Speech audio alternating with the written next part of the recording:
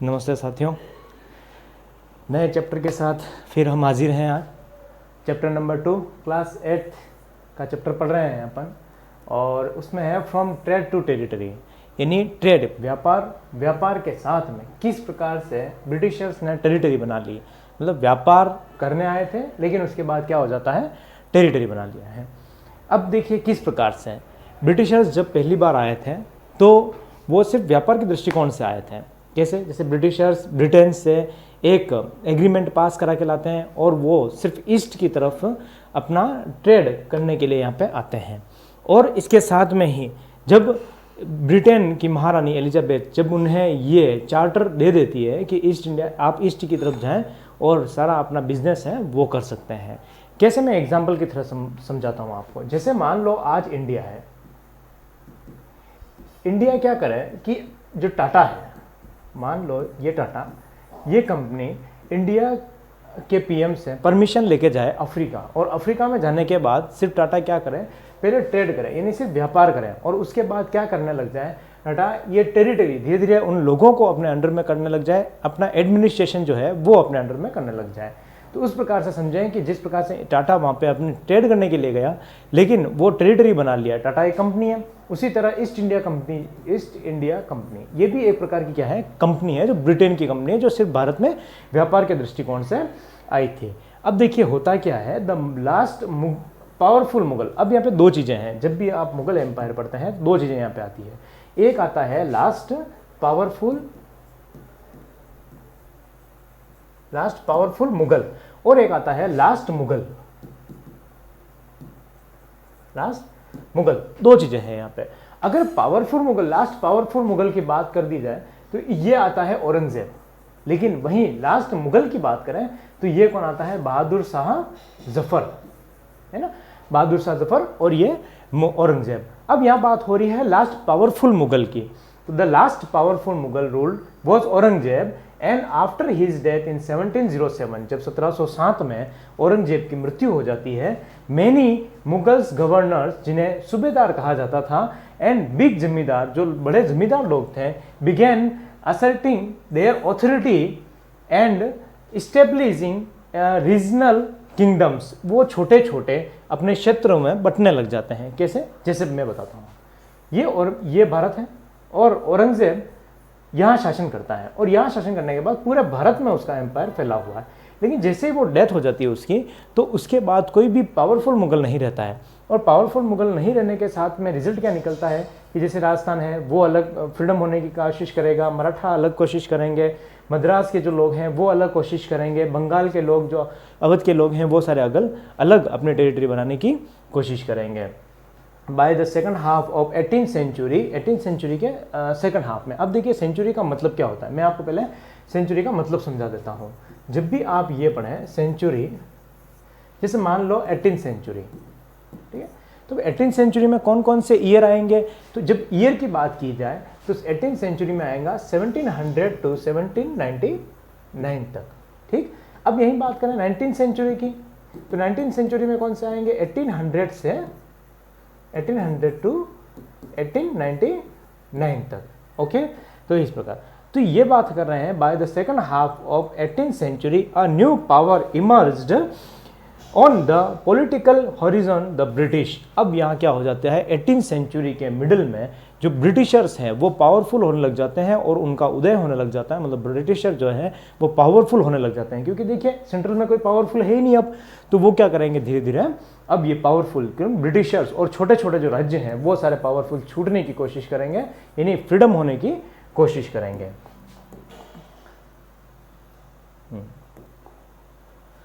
East India company camps इन east. अब यह क्या होता है, यहाँ पे बात करते हैं कि ईस्ट इंडिया कंपनी जो है वो ईस्ट की तरफ आती है। देखिए ये पूरा जो है यहाँ पे अपन, ये वेस्ट की तरफ पोर्शन है और ये ईस्ट की तरफ पोर्शन है। ये वेस्ट के लोग हैं, यानी ब्रिटिशर्स यहाँ से आना शुरू करते हैं, और यहाँ से आने के बाद सेंट हेलेना के बाद केप ऑफ गुड होप, जो अफ्रीका का लास्ट पॉइंट है, यहाँ से होते हुए फिर बॉम्बे, यहाँ से मद्रास से कोलकाता, यहाँ से इनका पूरा ये रूट रहता है। देखिए पहले ये यहाँ भूमि से आया करते थे, यानी लैंडमार्क से आया करते थे, लेकिन फिर क्या होने लग गया, कुछ बाउंडेशंस हो गई, कोई राजा जो है फ्रीडम, जैसे तुर्कीस थे, उन्होंने रास्ता रोक लिया था। तो ये बहुत एक लंबी कहानी है, फिर अपन कभी पढ़ेंगे। अब क्या होने लग गया कि यहाँ से ये सी जो ओशंस है वहाँ से होने यहाँ पे आने लगते हैं। Now in 1600 the East India Company acquired a charter from the ruler of England Queen Elizabeth I। जो 1600 में ईस्ट इंडिया कंपनी 1600 में ईस्ट इंडिया कंपनी क्या लाती है, एक चार्टर लाती है, चार्टर यानी कि एक पत्र लाती है, एक लिखा हुआ फॉर्मेट लाती है। और वो क्या करता है, ये कहता है एलिजाबेथ फर्स्ट से कि guaranteed it the sole right to trade with the East. हमें क्या की जाए कि इस चार्टर के माध्यम से गारंटी दी जाए कि हम ईस्ट की तरफ अपना व्यापार कर सकें, यानी पूरब की तरफ जाएं और क्या करें, अपना व्यापार करें। This means that no other trading groups in England could compete with the East India Company. इसका मतलब ये था कि कोई भी जो दूसरी कंपनी है या ब्रिटिशर्स की ही कोई कंपनी हो सकती है, कोई भी जो कंपनी है वो क्या करे कि उधर ईस्ट की तरफ ना आए और किसी भी तरीके से वहाँ पे व्यापार न करें। The company could venture across the oceans looking for new land to buy goods at a lower price and carry them back to Europe to sell higher prices। और इनका उद्देश्य क्या था कि ये दूसरी जगह से एक नया भूभाग खोजें और खोजने के साथ में ही क्या करें कि ये जो सामान है वो कम प्राइस में तो लेके आए और ज़्यादा प्राइस में क्या करें, यूरोप में वापस सेलिंग करें। लेकिन ऐसा होगा नहीं, है ना। हाँ, बढ़े आगे।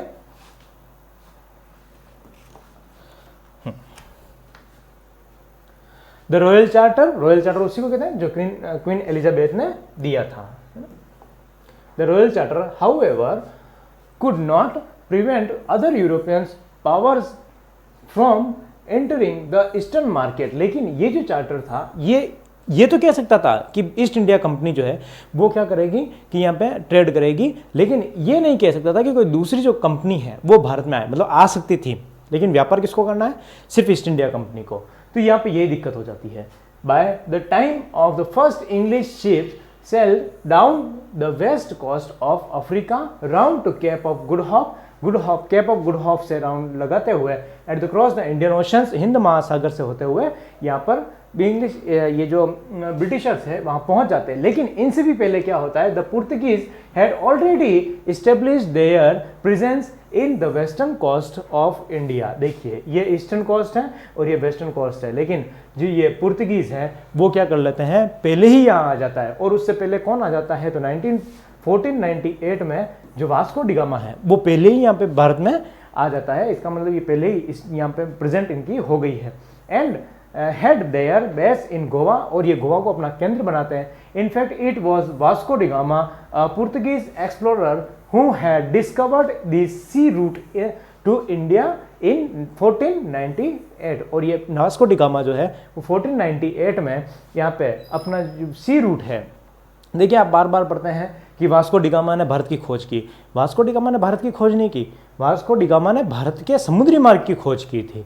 तो ये यहाँ पे बता रहा है कि 1498 में वास्को डिगामा जो है वो पहले यहाँ पे आ जाता है, यानी वेस्टर्न घाट्स के यहाँ पे आ जाता है। अब हम पहले देख लेते हैं कि कौन कौन सी जो है ब्रिटिशर्स, यानी सभी ब्रिटिशर्स थे, तो कौन कौन से यूरोपियंस जो थे वो यहाँ पे भारत में आए सीक्वेंस के अकॉर्डिंग। तो सबसे पहले पुर्तगीज आए, कब आए थे, तो 1498 में। उसके बाद कौन आए, इंग्लिश ईस्ट इंडिया कंपनी। कौन आए थे, इंग्लिश ईस्ट इंडिया कंपनी, ये कब आए थे, 1600 में। फिर आ गए थे डच ईस्ट इंडिया कंपनी 1602 में, और फिर डेनिश ईस्ट इंडिया कंपनी 1616 में, और फिर आए थे फ्रांस, वो आए थे 1664 में।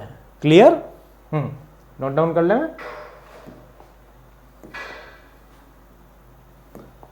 अब एक दिक्कत क्या थी, देखिए एक बात पहले सीख लेते हैं। ये जब ब्रिटिशर्स आए थे ना, तो ये इस तरीके के मसाले के लिए आए थे, है ना, पेपर्स और इनके लिए आए थे यहाँ पे। हाँ, तो ये इनके लिए आए थे। अब देखिए जो ब्रिटिश यूरोप जो है वो एक ठंडा क्षेत्र है, वहाँ पर जो मौसम है वो वेदर हमेशा कोल्ड ही रहता है। तो वहाँ पे क्या दिक्कत थी, वहाँ पे ये दिक्कत थी कि उनको चाहिए था कुछ ना कुछ गर्म खाने के लिए, और ये जो गर्म मसालों का जो है वो भारत बहुत ही बड़ा केंद्र था। तो उसके लिए ये जो एक्सपोर्ट सारी चीज़ें यही होती थी मोस्टली, जो ये लौंग, इलायची और ये सारी जो चीज़ हैं, दालचीनी वगैरह, ये सारे क्या हैं, ये वहाँ पे एक्सपोर्ट हुआ करता था। तो अब यहाँ पे देखेंगे, और साथ में एक सिल्क, जो इंडिया का बहुत ही बड़ा, बहुत ही अच्छा सिल्क था, वो भी वहाँ पे यूरोप में जाया करता था। The problem was that the companies were interested in by the same thing. अब देखिए, जो चीज़ वहाँ पर नीड ही उसी चीज़ की है, तो सभी को सेम चीज़ चाहिएगी। तो ये दिक्कत हो गई कि सभी जो कंपनी है, अब इतनी सारी कंपनियाँ, अब वहाँ पे क्या हुआ, यूरोप व्यापार तो कर रहा है, लेकिन कंपनियाँ इतनी आ गई है, और कंपनी आने के साथ में अब प्रॉब्लम क्रिएट हो गई है कि ये क्या कर रही है, अब ये सभी समान जो चीज़ें हैं उसमें इंटरेस्टेड रखी है। The companies are interested in buying the same thing, the fine quality of cotton. देखिए, जो रेशम था, बहुत ही अच्छा प्रकार का जो रेशम था वो, फिर आ गया है सिल्क, उसके बाद क्या है पेपर, और उसके बाद क्या है क्लोव्स यानी लौंग, और उसके बाद क्या है कार्डमोन, है ना, एंड उसके बाद है कार्डमोन का सिनमोन वेयर इन ग्रेट डिमांड। अब ये देखिए, इन सब की बहुत ही, जैसे लौंग, इलायची, सिनमोन, इन सब की क्या बहुत ही ज़्यादा डिमांड दी। The urge to secure markets lead to fresh battles between the trading companies. अब और इसके कारण क्या होने लग गया, जो ये सारी जो कंपनियां हैं इनके बीच में बैटल्स होना शुरू हो गया, यानी कि युद्ध होने शुरू हो गए। बेसिक सी बात है, सभी व्यापार के लिए लड़ेंगे तो है ही, तो वही दिक्कत हो गई, ये सारी कंपनियां क्या कर रही हैं, यहाँ पे लड़ने लग गई। Trade was carried on with arm and trading post were protected their fortifications. अब ये लोगों को इसको ये लगा कि जब तक हम अगर किलेदारी नहीं करेंगे, यानी हमारे पास जगह नहीं होगी, और जब तक हम किला नहीं बनाएंगे, तब तक क्या नहीं कर सकते हैं, हम सुरक्षित नहीं रह सकते हैं। आगे बढ़े।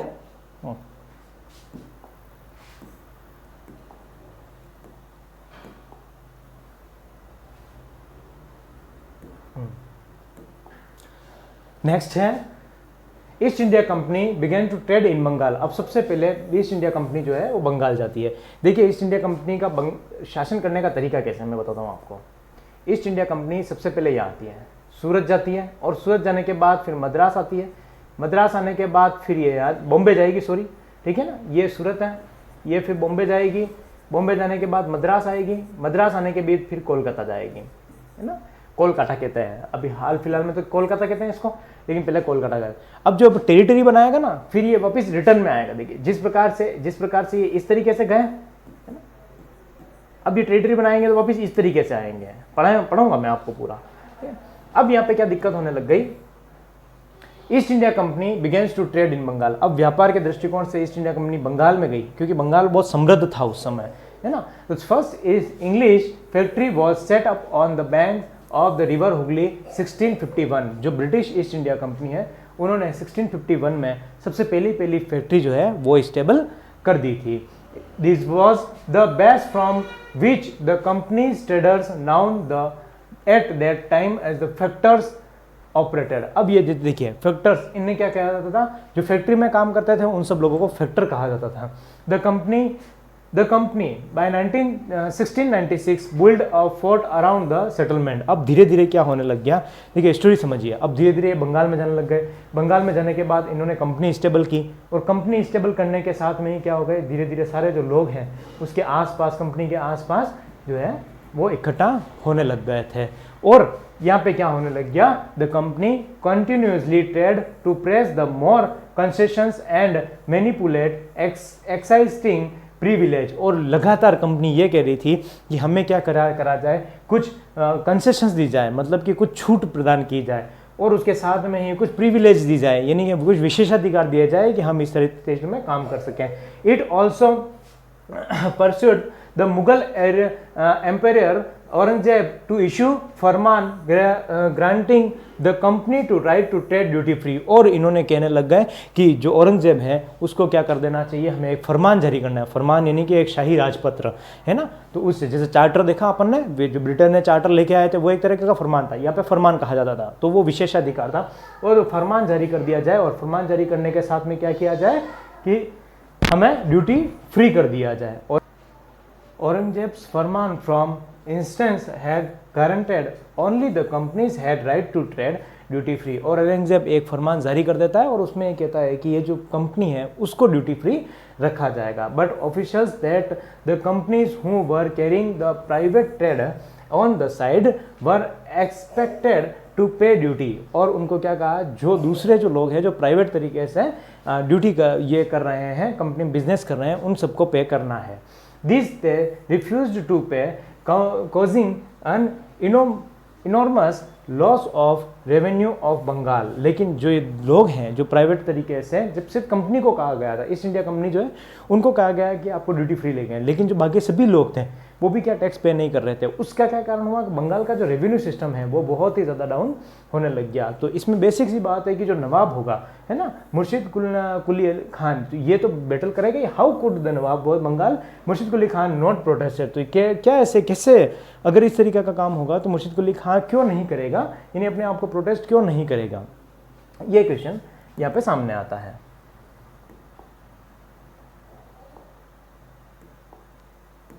अब देखिए how trade lead to battle, ये सारी स्टोरी देखी कि हमने ये जो बंगाल के जो ट्रेड करने आए थे उन्होंने औरंगजेब से फरमान भी जारी करवा दिया, और फरमान जारी करवाने के साथ में ही वो टैक्स भी पे नहीं कर रहे थे। कंपनी के लिए था कि टैक्स पे नहीं करेंगे, बाकी लोगों के लिए नहीं था। तो लेकिन दूसरे जो लोग हैं वो सभी भी क्या कर रहे हैं, टैक्स पे नहीं कर रहे हैं। तो उसके अगेंस्ट में जो नवाब थे वो रिवोल्ट में आ गए, कॉन्फ्लिक्ट हो गया, टेंशंस हो गए उनके बीच में। और उसके साथ में क्या होता है, the conflict between the company and the nawabs of Bengal intensified. The Bengal Nawabs refused to grant the company concessions, demand large tributes for the company's right to trade, denied it any right to mint coins, and stopped it for extending its fortifications। अब नवाब ने क्या कर लिया, इनके बीच में एक द्वंद्व उत्पन्न हो गया। वो द्वंद्व उत्पन्न के साथ में ही इन्होंने क्या कर लिया कि ये कंपनी को कंसेशन देने से क्या कर लिया, मना कर दिया। उनकी जो डिमांड थी वो भी बिल्कुल मना कर दी, और साथ में ही जो कंपनी को एक सिक्के डालने की जो शक्ति दे रखी या सिक्के डालने का पावर था वो कर लिया, स्टॉप कर लिया, मतलब उनको मना कर दिया। और जो फोर्टिफिकेशंस हो रहा था वो भी क्या कर लिया, उन्होंने मना कर दिया, या बिल्कुल मना ही कर दी कि इस तरीके का काम यहाँ पे जो कंपनी है वो बिल्कुल नहीं करेगी। They also claimed that the company was depriving the Bengal's government of huge amounts of revenue and undermining the authority of the नवाब। अब ये क्या कर रहे हैं कि ये जितने भी ये लोग हैं ये सारे जो बंगाल की जो अथॉरिटी है उसको ख़राब कर रहे हैं, साथ में बंगाल का जो रेवेन्यू है उसको भी ख़राब कर रहे हैं। इसके अगेंस्ट में आपको किसी भी प्रकार के बंगाल की जो रेवेन्यू सिस्टम है वो डिक्रीज होने लग रही है, लगातार कम होने लग रही है। इसके अगेंस्ट में कोई भी जो ये ब्रिटिशर्स हैं ऐसा काम नहीं करेगा जो कि बंगाल के अगेंस्ट में हो। Murshid Quli Khan was followed by Ali Vardi Khan. ये देखिए ये है मुर्शिद कुली खान, ये मुर्शिद कुली खान है, और ये इसका सन है अली वर्दी खान, और ये है सिराजुद्दौला, है ना, सिराज कह सकते हैं अपन इसको, ये है सिराज। ये तीनों जो है बहुत ही ज़्यादा पावरफुल थे, और पावरफुल थे तो इसके अगेंस्ट में क्या हो गया, अगर ब्रिटिशर्स भी क्योंकि वो फरमान लेके आए थे औरंगजेब से और ये इधर मना कर रहे हैं तो दोनों के बीच में कॉन्फ्लिक्ट होगा, और दोनों के बीच में क्या होगा, बैटल शुरू होने लग जाएंगे। तो ये दोनों स्टोरी आपको समझ में आ जाएगी कि एक तरफ जो ब्रिटिशर्स है फरमान लेके उनको पे नहीं कर रहे हैं, और दूसरा जो ये ब्रिटिशर नवाब हैं वो उनको मना कर रहे हैं कि आपको ऐसा काम नहीं करना है। अब देखिए इसका रिजल्ट क्या निकलता है, तो रिजल्ट निकलता है बैटल ऑफ प्लासी। बहुत ही इंपॉर्टेंट है, मुख्य है, बोर्ड के एग्जाम के थ्रू भी बहुत इंपॉर्टेंट है ना। और इतिहास को पढ़ने के लिए सबसे पहले ये जानना बहुत ज़्यादा ज़रूरी है कि बैटल ऑफ प्लासी क्यों हुआ, कैसे हुआ, क्या इसका रिजल्ट निकला। देखिए ये जो बैटल है फर्स्ट बैटल है जो ब्रिटिशर्स वर्सेस इंडियंस के बीच हुआ था, ब्रिटिशर्स वर्सेस इंडियंस के बीच हुआ था, और इसी के कारण जो आगे सारा जो ब्रिटिशर्स अपना एम्पायर फैलाएगा इसी के कारण फैलाएगा। The battle of Plassey was decisive victory of the Britishers East India company under the leadership of Robert Clive. और ये किसके बीच में होता है, पूरा पढ़ते हैं फिर मैं समझाता हूँ। Over the nawab of Bengal and France allies on 23 June 1757। ये डेट घटना है 23 जून 1757 की, जब क्या करते हैं नवाब और उसके कुछ फ्रेंच साथी। अब फ्रेंच क्यों थे, क्योंकि ये फ्रेंच रिवॉल्यूशंस में 9th क्लास में आपको पढ़ाया जाएगा। ये फ्रेंच रिवॉल्यूशन, फ्रांस जितने भी लोग थे बहुत सारे ब्रिटिशर्स के अगेंस्ट में थे। तो कुछ लोग, क्योंकि देखिए जो कंपनीज आई थी वो भी तो फ्रांस ब्रिटिशर्स के अगेंस्ट में ही थी, उसमें एक फ्रांस की कंपनी भी थी। तो इस प्रकार से नवाब और उसके कुछ फ्रांस साथी एक तरफ थे और दूसरी तरफ थे सभी ब्रिटिशर्स ईस्ट इंडिया कंपनी के, है ना। और उसकी लीडिंग कौन कर रहा था, तो इसका लीडरशिप कर रहा था रॉबर्ट क्लाइव। और इधर कौन था, इधर था Sirajuddaulah. The victory was made possible by the defections of Mir Jafar. जो ये विक्ट्री हो सकती थी, लेकिन सिराजुद्दौला क्यों हारा था, देखिए एक तो एक तरफ था सिराज वर्सेस रॉबर्ट क्लाइव, है ना। और ये कब होता है, 1757 में, बैटल ऑफ प्लासी। और ये देखिए ये रॉबर्ट क्लाइव जो है वो जीत जाता है। क्यों जीत जाता है, क्योंकि ये मीर जाफर जो है, देखिए यहाँ पे 3 लोग आएंगे, एक आएगा मीर जाफर, एक आएगा मीर कासिम। कंफ्यूज नहीं होना, ये अलग है और एक सिराज अलग है। 3 लोगों का रोल प्ले है, 1 2 और ये 3 लोगों का है और ये तीनों अलग अलग व्यक्ति है।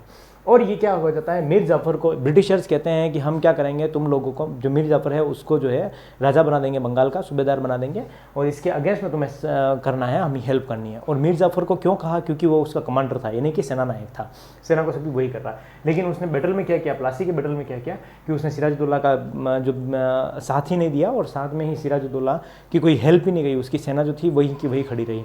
तो यही बात होगी, मीर जाफर नवाब सिराजुद्दौलाज कमांडर इन चीफ, और सिराजुद्दौला जो है इसी कारण ये बैटल हार जाता है। ये बैटल जीतना बहुत ज़्यादा ज़रूरी था। ऐसा कहा जाता है यदि पृथ्वीराज चौहान और मोहम्मद गौरी के बीच में हुआ, 1191 में हुआ एक, और 1192 में हुआ एक, तो ये बैटल अगर जीत जाते हैं तो कभी मुगल भारत में नहीं आ सकते हैं।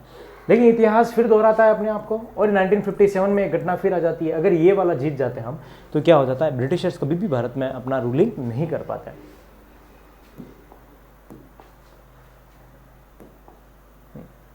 अब देख लेते हैं प्लासी की क्या कुछ महत्वपूर्ण घटना की, उसके बैकग्राउंड में क्या हुआ था। सबसे पहले कोई भी चीज़ पढ़े हम तो एक आदत डाल दो कि उसको बैकग्राउंड उसका पढ़ना बहुत ज़्यादा जरूरी है। जब तक आप उस चीज़ का बैकग्राउंड नहीं पढ़ोगे ना, तब तक वो चीज़ आपकी क्लियर नहीं होगी। तो अब सबसे पहले देखते हैं battle of Plassey. Battle of Plassey, background battle of Plassey का, it is important to understand the event that lead to the Battle of Plassey in 1757. Let us look at some of the key events that precede the Battle of Plassey and become a cause for this battle. First point, Sirajuddaulah was succeeded by his grandfather Alivardi Khan to become the Nawab of Bengal. He had become the Nawab of Bengal the year before. He had ordered the English to stop the extensions of their fortifications. Sirajuddaulah ने सबसे पहले उसके जो दादा और परदादा थे, या उसके पिताजी जो थे, उनकी पथ पे ही चलता रहा, और वो उन ब्रिटिशर्स का सारे जो पावर्स थे उसको कंज्यूम करने के लिए आगे से आगे काम कर रहा था। और उसने क्या कहा सबसे पहले कि फोर्टिफिकेशंस जो है, यानी कि किलेबंदी जो तुम लोग कर रहे हो, मैंने आपको बताया था, कंपनी यहाँ पे स्टेबल हो जाती है और उसके आसपास क्या हो जाता है, बहुत सारे लोग इकट्ठे हो जाते हैं। और ये ब्रिटिशर इतने चालाक हैं कि इन्होंने क्या किया कि एक और औरंगजेब को कहा कि हम क्या करेंगे, अपनी सुरक्षा के लिए ये जो किला है वो बनवाएंगे, क्योंकि इसके आसपास बहुत सारी जनता है और उससे हमको खतरा है, तो इसके लिए किला। और अगर कोई किला बन जाता है तो जो लोग हैं वो सबसे ज़्यादा सुरक्षित अपने आप को उसमें मानते हैं। तो सिराजुद्दौला ने सबसे पहले तो उनको कह दिया, भाई मत करो ऐसा काम, किला विला मत बनाओ, तुम्हें रहना है कोई दिक्कत नहीं, रहो, लेकिन किला विला नहीं बनाओगे तुम, ठीक है, मना कर दिया। The victory of Britishers is the certain wars has made Sirajuddaulah's appreciative about the rising power of Britishers in India. और दूसरा क्या, सिराजुद्दौला बहुत ही, देखिए ये बहुत ही दूरदर्शी व्यक्ति था। सिराजुद्दौला भाप गया था कि ये जो ब्रिटिशर्स का पावर लगातार इंक्रीज हो रहा है, यानी राइजिंग हो रहा है, उसको दबाना बहुत ज़्यादा ज़रूरी है, नहीं तो ये एक समय के बाद खतरा होने लग जाएंगे। The officials of the company made rampant misuse of its trade privileges that adversely affected the Nawab's finance. अब ये जो इनके ऑफिशियल सी कंपनी मेड रैम्पत, अब जो अधिकारी जो लोग थे वो क्या कर रहे थे, जो इनको विशेषाधिकार दिए गए थे, प्रिविलेज दिए गए थे, उनका दुरुपयोग कर रहे थे। और साथ में ही क्या, नवाब की जो फाइनेंशियल कंडीशन थी वो धीरे धीरे डाउन होती गई। और मैंने समझाया आपको कैसे डाउन होती गई, है ना, क्योंकि उनको टैक्स पे नहीं कर रहा था, फरमान जारी कर दिया था कि हमें टैक्स फ्री करना है। अब फरमान तो कंपनी के लिए था, लेकिन वो सारा काम किसके लिए हो रहा है, तो ये सारा लोग सारे जो ब्रिटिशर्स है वो भी अपना कोई टैक्स वैक्स पे नहीं कर रहे हैं, तो ऐसे थोड़ी ना चलेगा। अब इन्होंने क्या हो गया कि ये जो सिराजुद्दौला है मतलब भर गया था इतने कामों से। फिर लास्ट में ब्रिटिशर्स को इतना समझाया, फिर भी ये फोर्टिफिकेशन से नहीं मान रहे थे, तो फाइनली उन्होंने क्या किया, अपना फोर्ट तैयार कर लिया। The Britishers fortified fort William without the permission of nawab. और इन्होंने क्या किया कि ये जो फोर्ट है वो विदाउट इनकी परमिशन से इन्होंने बना लिया। In which infuriated him further he marched of Fort Williams and captured 146 Britishers and imprisoned them in the small room, due to which 123 Britishers died. This incident is known as Black Hole Tragedy of Kolkata। बहुत ही important है ना, black hole tragedy of Kolkata. अब इन्होंने क्या, इतना मना करने के बाद भी सिराज की बात मानी नहीं, और मानी नहीं तो उन्होंने सबसे पहले इन्होंने फोर्ट बनाना तैयार कर लिया, फोर्ट कंप्लीट कर लिया।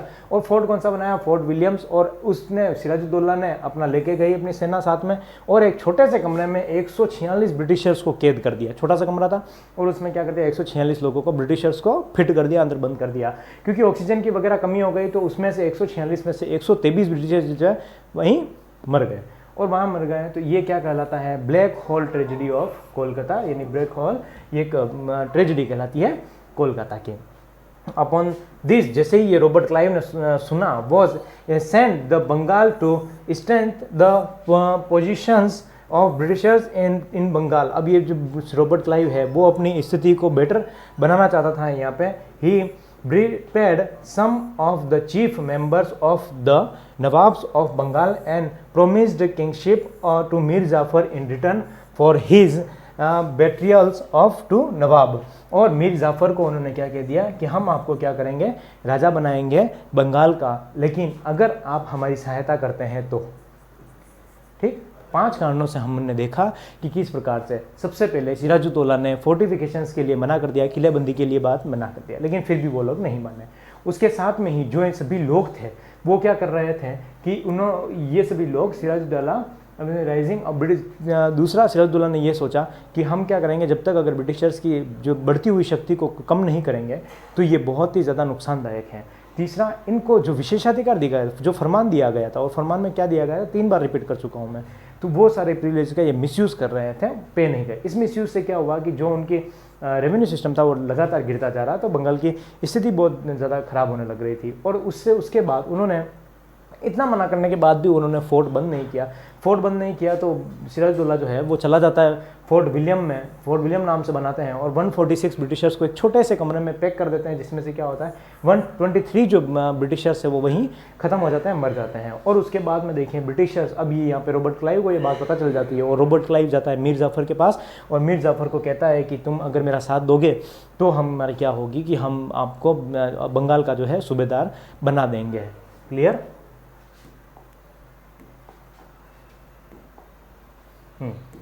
अब हो जाता है, इन सब कारणों के बाद क्या हो जाता है, बैटल ऑफ प्लासी। बहुत ही महत्वपूर्ण बैटल ऑफ प्लासी हो जाता है। The battle of Plassey was fight on 23 June 1757 in the Plassey region in Bengal. Plassey नामक स्थान पर होता है, और प्लासी कहाँ पर है, बंगाल में है। और एक तरफ सिराजुद्दौला की जो सेनाएं हैं, नवाब की जो सेनाएं हैं, जो फ्रांस और दोनों के साथ, जो फ्रांस और नवाब दोनों साथ में थे, तो इनकी 50,000 जो सोल्जर्स हैं वो सारे बंगाल में आ जाते हैं। और बंगाल उनकी खुद की सेनाएं, जिसमें फ्रांस सेना उनमें साथ में ही थी, लेकिन आउट नंबर और the British army which had around 3,000 soldier. और उनके सामने 50,000 के सामने सिर्फ 3,000 की सेनाएं क्या थी, ब्रिटिशर्स के पास थी। However the conspiracy of Robert Clive and the subsequent betrayal by Mir Jafar Rai दुर्लभ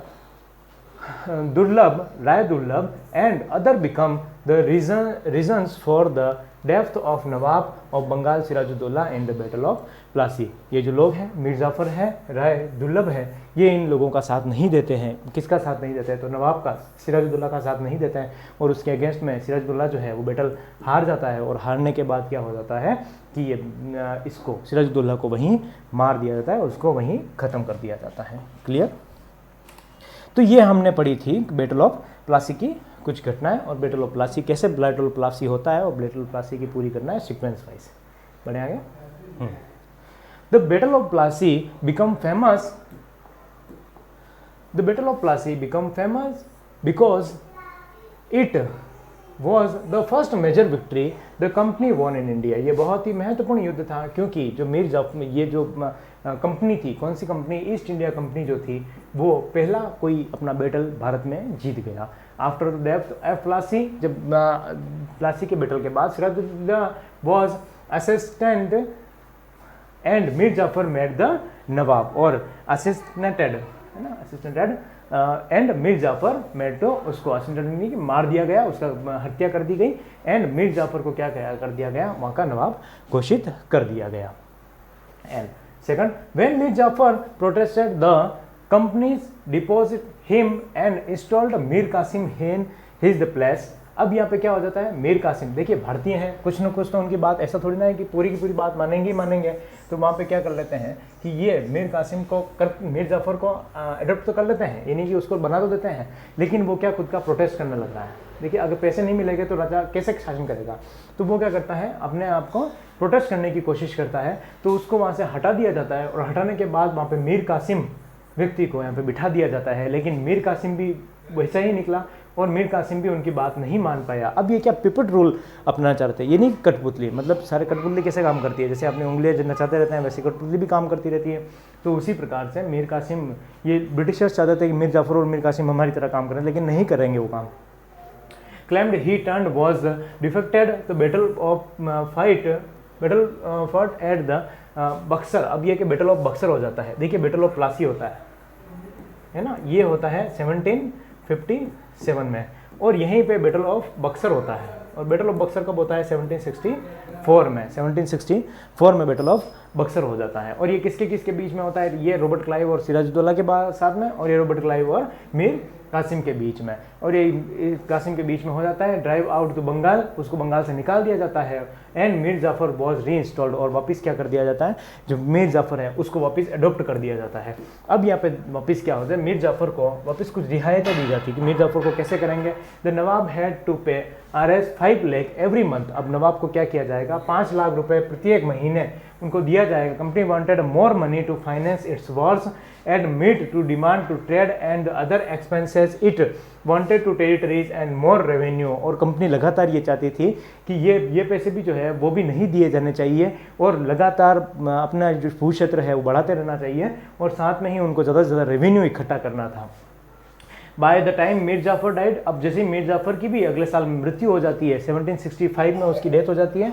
the mood off the company had changed, उनका मूड चेंज हो जाता है कि नहीं यार अब हम वापस क्या करेंगे, यहाँ पे दीवान जो है उनको सेलेक्ट यहाँ पे नहीं करेंगे। Having failed to work with puppet nawab, अब जो नवाब है वो पुपुट की तरह काम नहीं करेंगे, तो हमें क्या खुद को, जो क्लाइव क्या करता है, declare we must indeed become nawab ourselves, हमें खुद को जो है वो नवाब घोषित करना होगा, या हमें खुद को ही अब नवाब बनना होगा, किसी और के भरोसे अब हम काम नहीं करेंगे।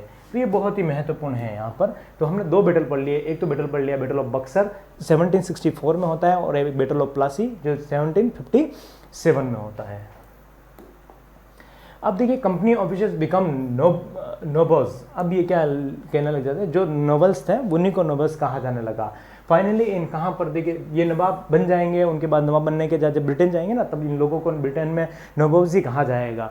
Finally in 1765 the Mughal empire appointed the company as the diwan in the province of Bengal, province Bengal. अब ये अपने फरमान दे देते हैं, देखिए इस प्रकार से कुछ फरमान दे देते हैं, और मुगल ये कहते हैं कि जो कंपनी होगा, जो कंपनी को ही क्या दीवान वो खुद हो जाएगा। बस ये रॉबर्ट क्लाइव यही तो चाहता था, और ये इनको मिल गया, है ना। तो ये कुछ काम तो मुगलों के बहुत सारे काम मुगलों के गलत रहे हैं, जिसमें से एक ये डिसीजन लेना, एक ट्रेड के लिए डिसीजन लेना है। तो इसमें after the battle of Plassey के बैटल के बाद में the company officials forced to actual nawabs of Bengal to give land and vast sums of money as persons gift. अब ये लगातार ये लोग चाहते थे कि जो लोग हैं वो सभी क्या करें, ज़्यादा से ज़्यादा हमें पैसे दें, और बड़ी मात्रा में, और पैसे नहीं दें तो हमें गिफ्ट में, जो पर्सनल गिफ्ट है उसके थ्रू में क्या दें, मनी दें, और साथ में लैंड दें, जो भूमि है वो दें।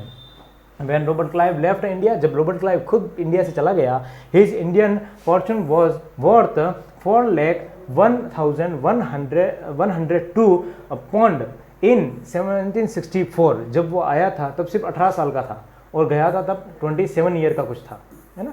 तो ये इतने पैसे उन्होंने इकट्ठा कर लिए और सभी अब यही चाहेंगे कि ये इतने जो पैसे हैं वो सभी लगभग जितने भी ब्रिटिशर्स हैं वो इकट्ठा करके और वहाँ पे चले जाए।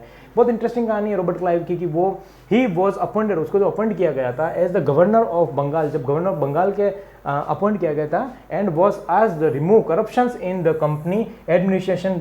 अब ये इनको कहा गया था रॉबर्ट क्लाइव को कि ये क्या करें कि इस कंपनी में जो करप्शंस फैला हुआ है उसको कम करें, लेकिन चोर को कह रहे हैं कि चोरी नहीं करना। But he was himself cross examined in 1772, और ये क्या इसी के ऊपर जो भ्रष्टाचार के जो आरोप हैं वो लग गए। कब लगे? तो 1772 में। देखिए रॉबर्ट क्लाइव तो चला गया ऐसे, है ना। और कहाँ लगे हैं? तो द ब्रिटिश पार्लियामेंट, ब्रिटेन में, तो ब्रिटिश पार्लियामेंट में इस पर केस लगा कि ये क्या है कि सबसे ज़्यादा भ्रष्टाचार और उसकी जो संपत्ति है, इतनी संपत्ति आई कहाँ से।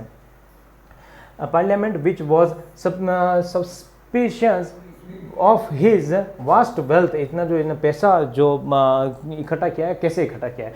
Although he was acquitted, he committed suicide in 1774, और 2 साल बाद ही क्या हो जाता है, ये केस तो वैसे जीत पाता नहीं है और ये क्या कर लेगा, जब ऐसे काम किए हैं तो लास्ट में क्या ही करना पड़ेगा, सुसाइड ही करना पड़ेगा। तो 1774 में उसने क्या किया, सुसाइड कर लिया और एक व्यक्ति की यहाँ पे खात्मा हो जाता है। अब देखिए साथ में क्या हो जाता है, कंपनी रूल्स एक्सपेंडेड। अब कंपनी ने जो रूल किया वो किस तरीके से इन्होंने रूलिंग यहाँ पे हुई। After the battle of Buxar, Buxar के बैटल के बाद में और प्लासी के बैटल के बाद में, दोनों बैटल के बाद में, the company appointed resistant in Indian state. अब ये क्यों कहा गया है कि बैटल ऑफ बक्सर के बाद में, ये देखिए after the battle of Plassey and battle of Buxar the company tried to expand its rule other places in India. अब ये दोनों युद्धों के, क्योंकि इनको लग गया था कि भारत में जीतना आसान है और जीतना आसान के साथ साथ ही क्या करना है, हमें लगातार जो है अपनी टेरिटरी जो है वो लगातार बढ़ते रहेंगे। टेरिटरी बढ़ाएंगे तो उससे क्या होगा, रेवेन्यू सिस्टम ज़्यादा से ज़्यादा है, रेवेन्यू जो है वो ज़्यादा से ज़्यादा इकट्ठा होगा। तो यही बात हो गई। देखिए ये टेरिटरी जब ये पे, अब जब ये बंगाल से राजपूताना पर, कश्मीर में तो इनकी दाल नहीं गल पाई क्योंकि रणजीत सिंह जी थे वहाँ पे, है ना। फिर ये अवध में, है ना, ये बंगाल में, बिहार में, ठीक है, ये महाराष्ट्र में, मैसूर में, इस जगह इन्होंने सारी क्या कर दी, अपनी स्टेबल कर दी, जो ऑफिसर्स थे एडमिनिस्ट्रेशन इकट्ठे कर दिए। अब इन्होंने एडमिनिस्ट्रेशन इकट्ठे किए तो कैसे किए? देखिए the company not only fight battle but also adopt new strategies to expanded rule in India. अब इनको लग गया था कि हम क्या करेंगे, सिर्फ युद्ध से ही जो है हम नहीं जीत सकते, हम युद्ध के अलावा भी हमें बहुत सारी पॉलिसीज ऐसी चलानी होगी जिसके कारण हम जीत पाएँ, या जिसके कारण हम जो इंडिया है उसकी टेरिटरी को अपना बना पाएँ। तो उसमें द स्ट्रेटेजी वेयर, अब 3 स्ट्रेटेजी उन्होंने अपनाई थी। अब 3 स्ट्रेटेजीज कौन कौन सी थी? द सब्सिडरी अलायंस, जो सहायक संधियाँ कहते हैं इनको, सहायक संधियाँ, जो सहायक संधियाँ कहते हैं। क्लेम टू पैरामाउंटेंसी यानी सर्वोच्चता, है ना। और डॉक्ट्रिन ऑफ लैप्स यानी हड़प की नीति, तो 3 प्रकार से ये क्या कर लिया इन्होंने, स्ट्रेटेजी चलाई और स्ट्रेटेजी चलाने के साथ साथ में ही इन्होंने आगे से आगे काम करना शुरू कर दिया। देखिए कोई भी क्षेत्र है, सिर्फ युद्धों से थोड़ी ना जीत सकते हैं, कुछ ना कुछ पॉलिसी चलाएंगे उसमें तभी तो जीत पाएंगे। सबसे पहले अपन देखते हैं सब्सिडरी अलायंस। सब्सिडरी अलायंस क्या होता है, तो पहले मैं आपको समझा देता हूँ सब्सिडरी अलायंस को। देखिए कोई भी एक क्षेत्र है, जैसे राजस्थान एक क्षेत्र है या आप दिल्ली एक क्षेत्र है, तो दिल्ली क्षेत्र में क्या करेंगे, वहाँ पे अपनी सेना रख देंगे। कौन रखेंगे कि ये ब्रिटिशर्स, और ब्रिटिशर्स वहाँ पे सेना रखेंगे और ब्रिटिशर्स सेना रखने के साथ में ये कहेंगे कि जितना भी आपके बैटल वगैरह होंगे वहाँ पे सब हम सहायता करेंगे, आपको किसी भी प्रकार की जो सेना है वो नहीं रखनी है। और नहीं रखनी है तो इसके साथ में ही आपको क्या करना है कि हमको कुछ पैसा इसके बदले में देना है, और अगर आप इस पैसा देने में फेल्ड हो जाते हैं तो वो पूरा जो टेरिटरी है वो हमारे ब्रिटिशर्स के अंडर में आ जाएगा। मोनोपोली थी और वो जो राजा थे वो ओवर कॉन्फिडेंस कि हाँ हम दे देंगे, लेकिन पैसा बहुत ज़्यादा था। तो फर्स्ट है subsidiary alliance. Subsidiary alliance according to new terms of the this alliance India ruled where not allowed to have their independence force. India को किसी भी प्रकार से इंडिपेंडेंस फोर्स रखने की स्वीकृति नहीं थी।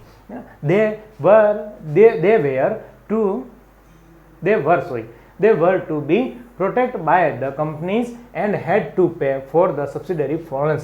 अब इनको लोगों को जो आपके यहाँ पे फोर्स रखी गई है वो सारी फोर्स को क्या करना है, आपको पे करना है। Under Richard Wellesley as the governor general 1798 to 1805, Wellesley के जब गवर्नर जनरल था, द नवाब ऑफ अवध, अवध के nawab and Hyderabad were forced to give over parts of their territory as they had failed to pay for the alliance। और ये क्या करते हैं, अवध, एक दो एग्जाम्पल आया, एक तो अवध में और एक हैदराबाद में, दोनों जगह के जो नवाब हैं वो इन फोर्स को या इन अकॉर्डिंग टू दिस अलायंस यहाँ पे पैसा नहीं दे पाते हैं, पे नहीं कर पाते हैं, जिससे क्या होता है कि उनकी जो टेरिटरी है वो उसको हायर कर लिया जाता है या उसको अडोप्ट कर लिया जाता है। तो ये फर्स्ट हो गया सब्सिडरी अलायंस। अब सेकंड, द पॉलिसी ऑफ पैरामाउंटनी, यानी सर्वोच्चता का मतलब सबसे ऊपर रहेगा। देखिए इस प्रकार इन्होंने कुछ बांट रखा था, है ना, कि सबसे ऊपर जो हेड रहेगा, HEAD हेड रहेगा, ये हेड कौन रहेगा, तो वो ब्रिटिशर्स रहेगा। अब ब्रिटिशर्स रहेगा तो lord Hastings governor general for 1813 to 1823 10 year तक रहा था। और a new policy of paramountcy were initiated. According to the policy of Paramountcy, the East India Company claimed that its power were greater than those of Indian state and that they were supreme of paramount। और इसके according सबसे ज़्यादा, ये सबसे ऊपर जो कौन रहेगा, तो सबसे ऊपर रहेगा ये जो ब्रिटिशर्स रहेगी इस अकॉर्डिंग। तो यही कहा गया है कि जब जो हेस्टिंग्स था उसके समय में एक नई पॉलिसी आई और वो पॉलिसी पैरामाउंटेंसी का कहलाने लगी, और उस पैरामाउंटेंसी के अकॉर्डिंग तो ईस्ट इंडिया जो कंपनी है वो सबसे ऊपर सबसे पावरफुल रहेगी और उसके ऊपर कोई भी नहीं रहेगा, इसी को कहते हैं Paramount. This process however did not unchallenged. For example, और ये प्रोसेस जो उन्होंने अप्लाई की थी, ऐसा नहीं है कि इस पॉलिसी से अकॉर्डिंग सभी इसको मानेंगे मानेंगे, कुछ उसके अगेंस्ट में आ जाए। तो एक एग्जाम्पल पढ़ते हैं। When the Britishers tried to annex the small state of Kittur, है ना, कित्तूर कहाँ है, तो कर्नाटक में, आज के कर्नाटक में। रानी चेन्नम्मा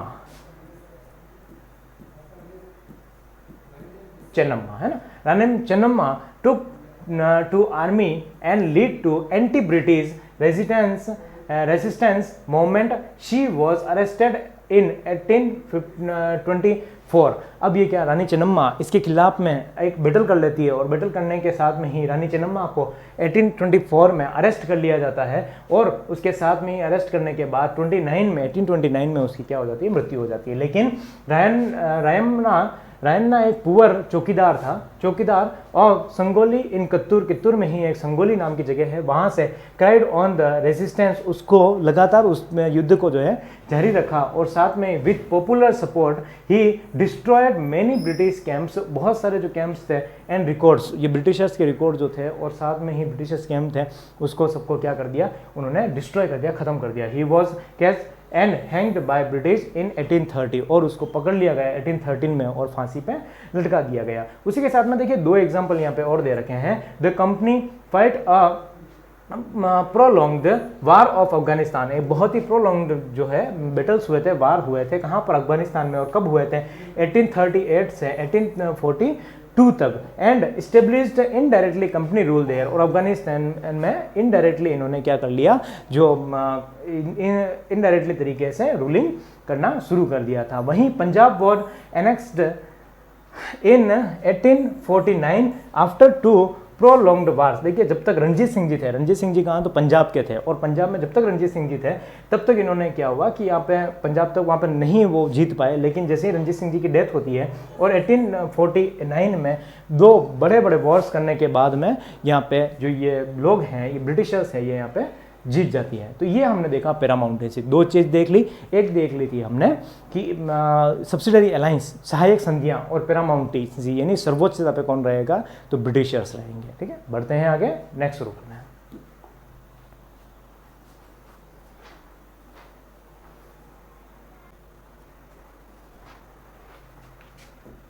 हाँ, नेक्स्ट बहुत ही इंटरेस्टिंग है, द डॉक्ट्रिन ऑफ लैप्स, यानी हड़प की नीति। तो हड़प की नीति, इफ क्या है हड़प की नीति, सबसे पहले ये देख लेते हैं, है ना, doctrine of lapse. If an Indian rulers died without male heir, his kingdom would lapse and automatically become part of East India Company's territory। अगर कोई व्यक्ति इंडिया का या राजा ऐसा है जो किसी नई संतान ही उसकी मृत्यु हो जाती है, तो वो क्या करता है, किसी भी जो कोई बेटा है या कोई लड़का है उसको हायर नहीं कर सकता, वो एडॉप्ट नहीं कर सकता, और उसकी जो भूमि है वो टोटली लैप्स हो जाएगी, और लैप्स होने ऑटोमेटिक क्या हो जाएगी, वो पार्ट बन जाएगी ईस्ट इंडिया कंपनी की। गलत ये झांसी में यही हुआ। ये लक्ष्मीबाई है, ये देखिए झांसी का भी यहाँ पे एग्जाम्पल आएगा, ये झांसी का महारानी लक्ष्मीबाई जो है उसमें दामोदर एक पुत्र को गोद लिया, और उस गोद लेने के साथ में उन्होंने क्या किया, इन्होंने झांसी को उसमें लैप्स कर लिया और उन्होंने डॉक्ट्रिन ऑफ लैप्स के अकॉर्डिंग उसमें सम्मिलित कर लिया। तो इसी के अगेंस्ट में तो बैटल हुआ था। हाँ, Lord Dalhousie who was the governor general from 1848 to 56। 1856 जो लॉर्ड डलहौजी है, देखिए इसी के कारण जो है ये होगा, बैटल होगा, ये तो चला जाएगा 1856 में, लेकिन 1857 में जो है लोग बाग भर जाएंगे और साथ साथ में ये बैटल करा के जाएगा। The final wave of annexations occurred. The doctrine of lapse is a policy divided by him which declared that if an Indian ruler died without a male heir, his kingdom would lapse, that is become part of company's territory। और इसने Lord Dalhousie ने जो हड़प की नीति बनाई, उस नीति के अकॉर्डिंग कहा गया कि जो ये लोग हैं, जो ऐसे लोग जिनके पास जो निसंतान उनकी मृत्यु हो जाती है, तो वो क्या होगी, उनकी जो भूमि होगी वो सभी ईस्ट इंडिया कंपनी की टेरिटरी में सम्मिलित हो जाएगी। जैसे एक सतारा का एग्जाम्पल है, सतारा एक जगह है, वहाँ पर 1848 में ऐसी घटना हुई, संबलपुर में 1850 में ऐसी घटना हुई, उदयपुर 1852 में ऐसी घटना हुई, नागपुर 1853 में ऐसी घटना हुई और झांसी 1854 में ऐसी घटना हुई। Finally in 1856 the company also took over Awadh. बहुत ही इंटरेस्टिंग स्टोरी है ना।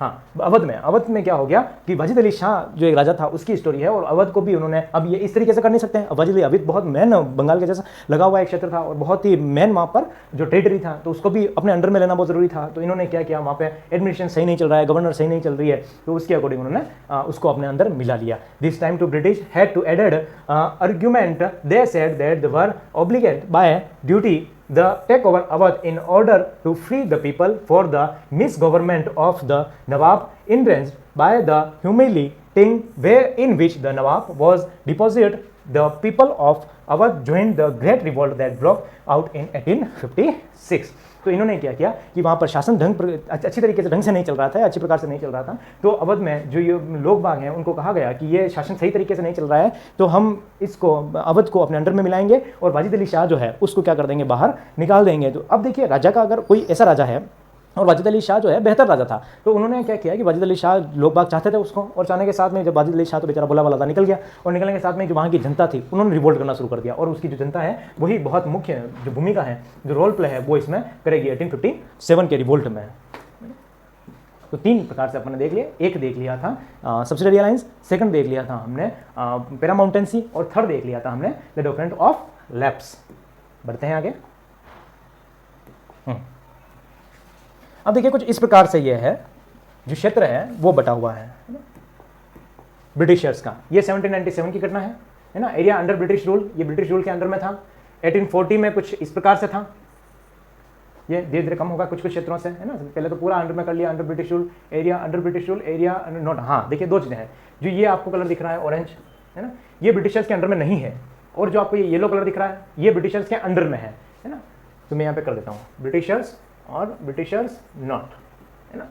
यहाँ पर देखें तो इस प्रकार से पहले तो इतना सही था, 1 2 3 4 5 ऐसी जगह पे, लेकिन फिर धीरे धीरे क्या एरिया बढ़ने लगा, और इस तरीके से ब्रिटिश, और ये 1840 की घटना है, और ये 57 की घटना है 1857। तो यहाँ पे क्या होने लग गया, देखो ये ऑलमोस्ट जितना भारत था, कुछ कुछ क्षेत्रों को छोड़ के ऑलमोस्ट जितना भारत था वो क्या है, ब्रिटिशर्स के अंडर में आने लग गया, है ना। तो इस प्रकार से इन्होंने देखिए, इस तरीके से ब्रिटिशर्स ने अपने अंडर में जो ये पूरा जो इंडिया है वो अंडर में कर लिया था। बढ़ते हैं आगे। हाँ, सिटिंग अप अ न्यू एडमिनिस्ट्रेशन, बहुत इंटरेस्टिंग है कि जो ये सारे काम किए इन्होंने, अभी इतना भाग को इन्होंने ले लिया है, इतना ले लिया है, तो अब यहाँ पे कुछ ना कुछ सिटिंग तो चलानी पड़ेगी बेटर तरीके से, वरना एडमिनिस्ट्रेशन कैसे चलेगा, सिर्फ बिडल से तो चलेगा नहीं।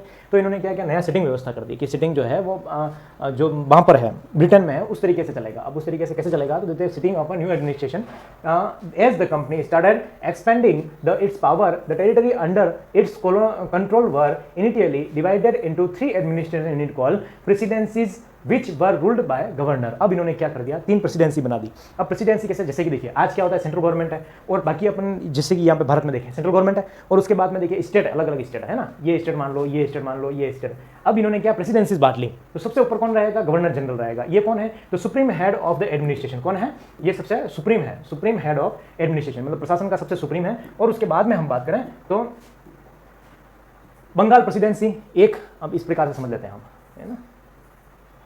ये बंगाल प्रेसिडेंसी एक बना रखा है इन्होंने, एक नंबर डाल देते हैं यहाँ पे, ये फर्स्ट नंबर है ना। फिर सेकंड मद्रास प्रेसिडेंसी, ये मद्रास प्रेसिडेंसी सेकंड नंबर, और थर्ड ये बॉम्बे प्रेसिडेंसी। तो ये मुख्य तरीके से इस प्रकार से इन्होंने बना लिया। और यहाँ पे दिल्ली है ना, जो सुप्रीम वहाँ पे बैठता था दिल्ली में, तो इस प्रकार से देखो ये पूरा इन्होंने इस तरीके से बना दिया, और पूरा जो भारत है उनको अपने कंट्रोल में कर लिया। अब क्या चेंजेस किए वो देखते हैं। The British brought many changes in administration and established new institutions such as the court and the different level of civil services which collectors. Most of these exist even today. Let us read about these new British institutions. जो उन्होंने प्रशासन बनाया था, जो एक पूरा क्षेत्र बनाया था, जैसे कि कुछ सिविल सर्विसेज जो आज भी हम देखते हैं वो भी ब्रिटिशर्स की देन है, जो कोर्ट देखते हैं वो भी ब्रिटिशर्स की देन है. सिस्टम ऑफ जस्टिस, न्याय के लिए उन्होंने क्या सिस्टम बनाया, तो सबसे पहले वो देख लेते हैं. Criminal and civil court in each district. प्रत्येक में जो क्रिमिनल कोर्ट है वो और सिविल कोर्ट है वो दोनों सब जगह पे उन्होंने क्या किया, स्टेबल किया, यहाँ पे रहेगा. अब हिंदू और मुस्लिम दोनों को अलग करना बहुत ज़्यादा जरूरी था ब्रिटिशर्स ने. उन्हीं का आज अपन रिजल्ट देख रहे हैं. तो हिंदू और मुस्लिम लॉज वर कंप्लीट. अब इन्होंने जो लॉज है हिंदू और मुस्लिम के लिए डिफरेंट लॉज बनाए और उनको कंप्लीट किया कि इस तरीके से ये लॉज रहेंगे. New supreme court and court of appeal where set up at Kolkata. पहले क्या था, पहले ये सिस्टम था कि ब्रिटिश में कोई भी अगर केस लड़ना है आपको, यहाँ से भारत से आ जाते हो तो आपको ब्रिटेन जाके वापस लड़ना होगा. तो ब्रिटेन में कोर्ट था. और उसके बाद में कोलकाता में क्या किया उन्होंने, एक कोलकाता नाम बाद में पड़ा है ना, कोलकाता नाम बाद में, पहला कोलकाता कहते थे उसको. तो कोलकाता में क्या हुआ कि उन्होंने एक सुप्रीम कोर्ट बनाया. तो इस तरीके से सबसे पहले उन्होंने क्रिमिनल कोर्ट और सिविल कोर्ट को अलग कर दिया, हिंदू और मुस्लिम के लिए लॉ अलग बना दिए और एक सुप्रीम कोर्ट बनाया गया, कोलकाता में सेटअप किया गया. अब देखते हैं कि सिविल सर्विसेज में उन्होंने क्या चेंजेस किया. एक कलेक्टर की पोस्ट उन्होंने क्रिएट की और वो क्या करता था, प्लेड अ की रोल इन डिस्ट्रिक्ट एडमिनिस्ट्रेशन. वो क्या कर रहा था, डिस्ट्रिक्ट में जितने भी जो जिला है उसमें वो क्या एडमिनिस्ट्रेशन चलाने के लिए वो सबसे सुपर था. एंड वो क्या करता था, साथ में रेवेन्यू और टैक्स यहाँ पे इकट्ठा करता था और maintained law and order at the district level with the help of the police and जज. अब यहाँ पे जो पुलिस है उनकी सहायता से और साथ में ही जो जज है उनकी सहायता से ये क्या करेंगे, ये कंट्रोलिंग करेंगे, पूरा जो एडमिनिस्ट्रेशन है वो कंट्रोलिंग करेगा. किसकी बात कर रहे हैं, कलेक्टर की पोस्ट जो क्रिएट की है ना. अब कंपनीज आर्मी, अब आर्मी में बहुत सारे चेंजेस किए इन्होंने. Third number, the companies required peasants into the army and trend them. अब ये जो पीजेंट्स वो लोग थे जो किसान थे उन लोगों को बुलाया गया और उनको ट्रेंड किया गया और भर्ती किया गया अपने आर्मी में. It gives importance to the infantry as used guns. और उनको बंदूक चलाना सिखाया गया और अलग अलग ग्रुप में बांटा गया है ना. 19 इन्फेंट्री थी, उसने 1857 में रिवोल्ट किया था. तो इस प्रकार से उन्होंने अलग अलग ग्रुप बनाए और उनको गन्स चलाना सिखाया गया. अ soldiers life was regulated through training and discipline. अब इनको सोल्जर की जो जीवन है वो रेगुलर रहेगा, रेगुलर यानी कि रोज जो काम है ट्रेनिंग रहेगी, रोज की रोज ट्रेनिंग रहेगी और रोज आपको क्या करना है, जो डिसिप्लिन में रहना है. And this affected the religions and caste sentiment of soldier. और इसके साथ में ही क्या कर दिया कि जो बाद में, ये तो बाद की घटना है, लेकिन उन्होंने क्या किया, जाति के अनुसार जो इन्फेंट्री थी यानी ग्रुप बनाना क्या कर दिया, शुरू कर दिया इन्होंने जाति के अकॉर्डिंग. भाई अलग अलग करना था सभी लोगों को. तो ये तो बहुत ही बेहतरीन तरीके में मैंने आपको बताया कि किस तरीके से सेटिंग अप न्यू एडमिनिस्ट्रेशन इन्होंने स्टेबल किया था, कि नया प्रशासन व्यवस्था जो है इन्होंने लागू की थी. क्लियर, बढ़ते हैं आगे.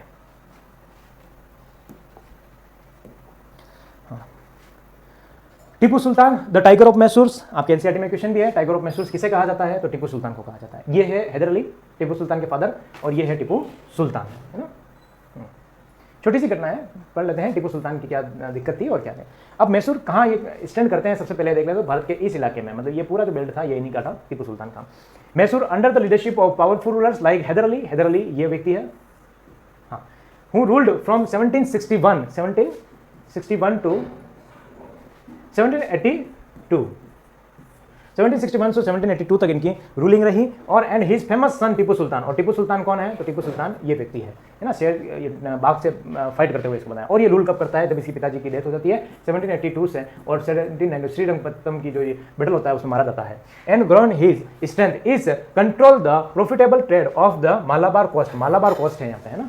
और मालाबार कोस्ट पे क्या है, ये बहुत ही महत्वपूर्ण जगह है, जो ये अरेबियन सीज है और हिंद ओशन से, इंडियन ओशन से जो जितने भी व्यापार होते हैं वो यहीं से होते थे. और ये बहुत ही कोस्टल एरिया से बहुत ही ज़्यादा महत्वपूर्ण था. तो इन्होंने क्या, सारी कंट्रोलिंग उसके हाथ में थी.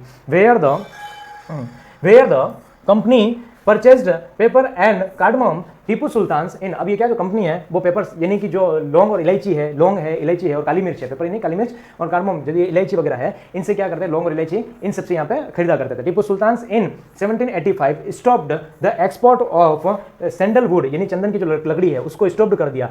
पेपर यानी कि जो लौंग था वो उसको स्टॉप कर दिया. और कार्डमम जो इलायची और ये जो ये काली मिर्च थी उसको सब कर दिया, स्टॉप कर दिया. यानी कि सभी को इन्होंने एक्सपोर्ट करना बंद कर दिया है ना, भेजना उसको बंद कर दिया, कंपनी को देना बंद कर दिया. The company fight 4 Wars of the Mysore. अब ये क्या, आंग्ल मैसूर युद्ध कहा जाता है, आंग्ल मैसूर बैटल्स कहा जाता है इसको. इसमें क्या 4 युद्ध ये बैटल किए थे इन्होंने. हाँ, sandalwood, pepper, cardamom. The company fight for wars with Mysore, आंग्ल मैसूर युद्ध कहा जाता है। और फर्स्ट कब हुआ? 1767 से 1769 तक, फिर 80 से 84 तक, 90 से 92 और लास्ट हो जाता है 1799 से, है ना। अब finally it was last the battle of Srirangapatnam, Srirangapatnam, है ना, श्रीरंगपट्टनम। श्रीरंगपट्टनम का लास्ट कब होता है? 1799 में, और टीपू सुल्तान के अगेंस्ट में होता है। और इसके साथ में ही क्या, जो कंपनी है वो जीत जाती है और टीपू सुल्तान की डेथ हो जाती है, और ये मैसूर का जो पूरा बेल्ट है वो सारे इसके अंडर में आ जाता है। तो टीपू सुल्तान के और इसके बारे में पूछा जाए आपको तो छोटा सा है, ये इस प्रकार से लिखना है और आपको समझाना है। क्लियर? बढ़े आगे। वार विथ मराठास, बहुत इंटरेस्टिंग स्टोरी है। फर्स्ट अपन टीपू सुल्तान की देख ली, अब देख लेते हैं वार ऑफ मराठास की। ये है second, war of Marathas. The company for the late 18th century was plan destroyed Marathas power. अब 18th सेंचुरी के में मराठा जो बहुत ही हाई पावर से बढ़ रहे थे आगे से आगे, उनको क्या, उन्होंने मराठास को खत्म करना, इन्होंने सोच लिया था कि अब मराठास को क्या करना है, एंड करना है, उनको खत्म करना है। लेकिन देखिए ये ब्रिटिशर्स एक तरीके से इनकी किस्मत बहुत सही थी, है ना। जो ये लोग सोचते थे ना, ये वेटिंग करते थे, वेट एंड वॉच, इनका एक फॉर्मूला था कि देखो इंतजार करो लास्ट तक क्या होता है, और ये किस्मत इनके साथ दे देती थी, और जो ये काम करना चाह रहे हैं वो पहले से कोई करके चला जाता था। यहाँ पे ये कंडीशन हुई in the third battle of Panipat. Panipat का थर्ड बैटल होता है, कब होता है? तो 1761 में। किसके किसके बीच होता है? तो बालाजी बाजीराव के बीच में और अहमद शाह दुर्रानी और बालाजी बाजीराव के बीच में ये हो जाता है। द मराठास वर डिफेक्टेड, और पूरी तरीके से उस बैटल में मराठा अपना पूरा जोर लगा देते हैं, लेकिन क्या होता है कि वो डिफेक्टेड नहीं, कि उनका एंड हो जाता है। And then dream of ruling, और उनका जो सपना था कहाँ रूल करना, दिल्ली सेटल्ड, ये दिल्ली में सेटल्ड होना और उनमें दिल्ली में शासन करना, वो सारा खत्म हो जाता है और उनका सपना वहाँ टूट जाता है। They were divided into many state under different chiefs, और ये बहुत सारे छोटे छोटे स्टेट्स में, देखिए मराठा यहाँ पे स्टैंड कर रहे हैं, है ना, ये मराठा का पूरा बेल्ट है, और ये मराठा क्या बहुत सारे छोटे छोटे टुकड़ों में बढ़ जाते हैं, और बढ़ जाते हैं तो इनको सरदार के रूप में belonging of dynasties such as Scindia, Holkar, Gaekwad और भोसले, ये सारे जो क्षेत्र है ये इसमें छोटे छोटे भागों में बढ़ जाता है। The chiefs were held together under Peshwa, लेकिन ये सभी जो है, इससे पहले की बात ये है कि ये जो पेशवा के अंडर में सारे काम करते थे, प्रिंसिपल मिनिस्टर कहा जाता था उसको, who become it's effective military and administration head based in Pune, और ये पूना जो है, ये यहाँ पे पूना है ना, और यहाँ पे पूना में ये क्या, इनका हेड क्वार्टर बना रखा था इनका पेशवाओं का, और पेशवा के अंडर में ये सारे लोग काम करते थे। और इन्होंने क्या किया कि मिलिट्री और एडमिनिस्ट्रेशन बेहतर तरीके से काम करता था, इसलिए पेशवा के अंडर में थे ये। Maratha were indulged in series of wars, ये एक लंबे युद्धों में झोंके गए। पहले से ये अहमद शाह दुर्रानी के युद्ध में वैसे ही बहुत ज़्यादा इनको हानि हो गई थी, लेकिन इंडल्ज, अब ये Maratha was indulge in series of wars, involve हो जाते हैं बहुत सारे एक सीरीज में, श्रृंखलाओं में। The first war ended in 1782, 1782 में एक पहला जो वार है वो कहाँ, सालाबाई की संधि के साथ में खत्म होता है। तो इंपॉर्टेंट ये है कि सालाबाई की संधि कब होती है ना, सालाबाई की संधि कब होती है? तो सालाबाई की संधि होती है 1782 में। There were no clear victory, और इस संधि के अकॉर्डिंग किसी प्रकार की कोई विक्ट्री नहीं होती है। मतलब ये कि ब्रिटिश यहाँ पे जो मराठा थे वो सुपर रहे थे, है ना, उनकी बातें उन्होंने मानी थी। लेकिन एंग्लो मराठा इन सब देखिए, वो एंग्लो मैसूर में होते हैं एंग्लो मैसूर, अब ये मराठा के साथ होता है ये एंग्लो मराठा, सिख के साथ होगा तो एंग्लो सिक्स, है ना। तो इस प्रकार से इन्होंने क्या बैटल शुरू किए थे। The second Anglo Marathas war in 1803 से 1805, 1870 सालाबाई की संधि याद रखना हम, और साथ में ही जो सेकंड बैटल होता है वो 1803 से 05 तक होता है। वो fight for on different front resulting in the British gaining Orissa and the territories north of the Yamuna reverse, और इसके साथ में ही जो ये सेकंड जो एंग्लो मराठा युद्ध होता है ब्रिटिशर्स में जीत जाते हैं, और उड़ीसा का भाग और जो नॉर्थ यमुना के पास का भाग, यानी यमुना ये यहाँ से और यमुना के पास का कुछ भाग है वो यहाँ पे इनके साथ में आ जाता है, इंक्लूडिंग आगरा एंड दिल्ली, और दिल्ली और आगरा, ये जो दिल्ली का क्षेत्र है, क्योंकि यहाँ देखिए यहीं पे तो पहुंचने की कोशिश कर रहे थे ये, है ना, और ये पानीपत हरियाणा में, और हरियाणा में ये बैटल कर रहे थे, मतलब वहाँ तो पहुंच चुके थे। और तो ये इसमें क्या है कि आगरा और दिल्ली जो है वो भी ब्रिटिशर्स के अंडर में आना शुरू हो जाता है। फाइनली द थर्ड लास्ट एक होता है थर्ड एंग्लो मराठा वॉर्स, और वो कब होता है? तो third Anglo Maratha Wars the third Anglo Maratha war on 1817 to 19 crossed Maratha power, और उसके साथ में ही 1817 से 19 के बीच में जो मराठा और एंग्लो अंग्रेजों के बीच में होता है, ये क्या होता है, मराठाओं को पूरी तरीके से खत्म कर देते हैं। द पेशवा वॉज रिमूव्ड, और पेशवा को यहाँ से हटा दिया जाता है, फिर remove at the send away Bithoor near Kanpur के पास में बिट्टूर एक जगह है, वहाँ पे भेज दिया जाता है और उनको पेंशन दे दी जाती है, और वहाँ पे कह दिया कि पेंशन लो और तुम वहीं रहो। The company now had completed control over the territory south of India, अभी विंध्याचल का एमपी में है ना, ये एमपी, और ये एमपी में विंध्याचल बाड़िया है, और उसके साउथ में जितना भी पोर्शंस है, देखिए यहाँ पे जीत गए, एंग्लो मैसूर से जीत गए, एंग्लो मैसूर के साथ में ही फिर ये मराठाओं से जीत गए, तो इसके साथ में क्या साउथ वाला पोर्शन जो था वो ऑलमोस्ट पूरी टेरिटरी यहाँ पे ब्रिटिशर्स की बन चुकी थी। तो दो चीज़ें देखी, एक तो मराठाओं के साथ में देखी हमने, और एक देखी थी साथ में किसी एंग्लो मैसूर के साथ में देखी थी, टीपू सुल्तान और हैदर अली के साथ में देखी थी, है ना। बढ़ते हैं आगे। हाँ, लास्ट टॉपिक बहुत ही बेहतरीन चैप्टर था, बहुत ही अच्छा चैप्टर था, कैसे भारतीय आते हैं।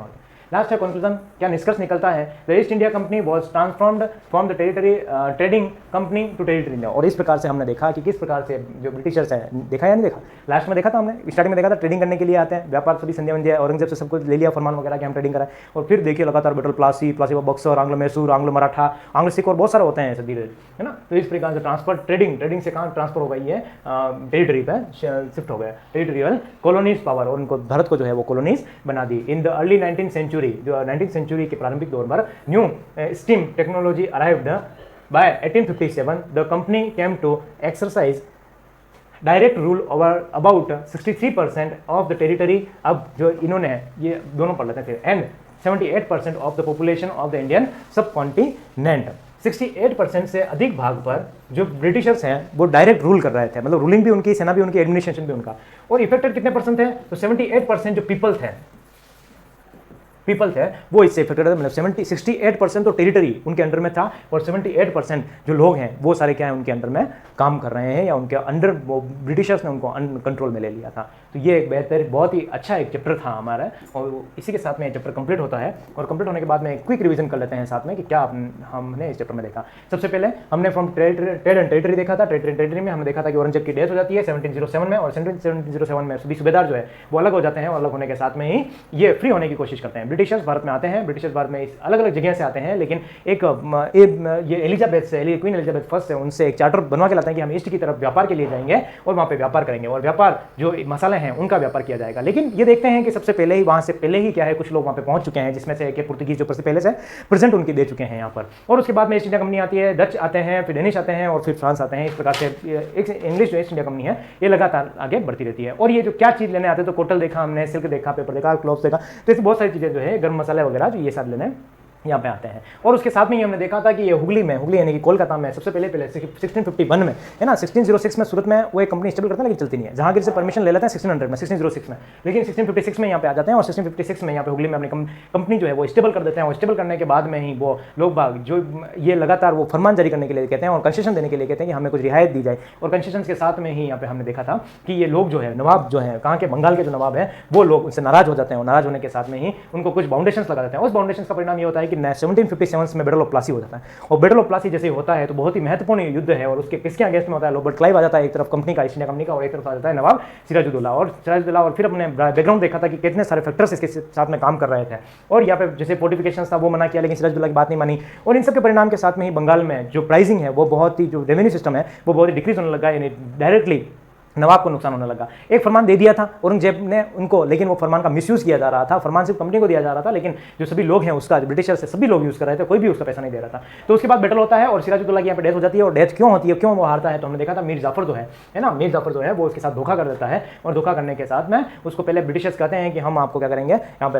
नवाब बनाएंगे। और नवाब बनाने के साथ में ही ये मीर जाफर भी यहाँ पे कंप्लीट आ जाता है, और मीर जाफर वहाँ पे कुछ आनाकानी करता है, तो उसके साथ में मीर कासिम है उसको बिठाया जाता है। लेकिन मीर कासिम के साथ बैटल ऑफ बक्सर होता है 1764 में, और बैटल ऑफ बक्सर होने के साथ में ही वो उसको हटा दिया, और मीर जाफर को फिर बिठाया जाता है, और 5 लाख की पेंशन देके उनको कहा जाता है कि तेरे को करना है जैसे। लेकिन अगले साल ही मीर जाफर की डेथ हो जाती है, और डेथ होने के साथ में ही क्लाइव कहता है कि अब हमें स्वयं नवाब बनना होगा। और स्वयं नवाब होने के साथ में ही वो जो एम्पेरियर है, मुगल एम्पेरियर है, उनसे परमिशन ले लेता है और खुद नवाब बन बैठते हैं। लेकिन जब इसका रिटायरमेंट होता है, किसका रिटायरमेंट, जब ये लोग जाने लगता है, रिटायरमेंट तो नहीं कह सकते, लेकिन भारत से जब जाने लगता है, तो उसके साथ में हमने देखते हैं 4 लाख पाउंड की जो राशि है वो लेके जाता है यहाँ से, तो बहुत ही बड़ा अमाउंट था। और उसके साथ में एक पार्लियामेंट में केस हो जाता है। केस होने के साथ में ही क्या होता है, उसको पेश किया जाता है ब्रिटिश पार्लियामेंट में 1772 में। और ब्रिटिश पार्लियामेंट में जैसे केस होता है उस पर, तो वो क्या उस केस का डिफाइन नहीं कर सकता, और 1774 में वो सुसाइड कर लेता है। और सुसाइड करने के बाद कंट्री रूल एग्जिस्ट, और कंपनी अब चाहती है कि हमें क्या करना है, टेरिटरी तो बना ले, लेकिन अब रूलिंग भी वहाँ हमारी तरीके से चले। और उसमें 3 तरीके की हमने चीज़ देखी थी। उसमें सबसे पहला था द सब्सिडियरी अलायंस, फिर क्लाइम टू पैरामाउंटेंसी, और doctrine of lapse. Paramountcy subsidiary alliance देखा, सहायक संधि देखी थी, इसमें सेना उसको रखना होता था,